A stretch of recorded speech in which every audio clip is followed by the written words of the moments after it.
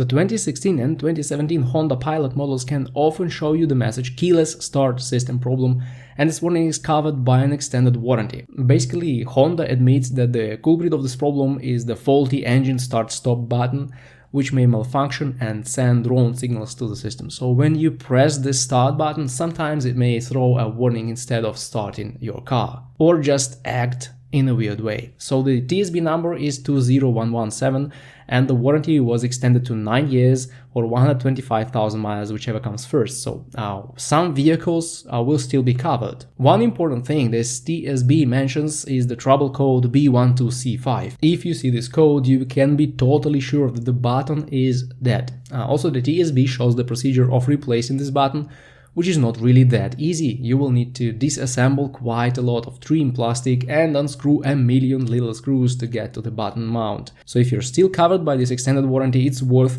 giving it a chance. If your Pilot is 2018 or later model, there is no way Honda will cover this under warranty, unfortunately, but I've seen this message torturing owners of later model years, so you can use this TSB to repair the car by installing the new button. Also, if you are in a hurry and can't start the car, you can try disconnecting the 12-volt battery for several minutes and then connecting it back. This will reset the module that controls engine start and may allow you to keep driving your car, at least till the warning pops up the next time.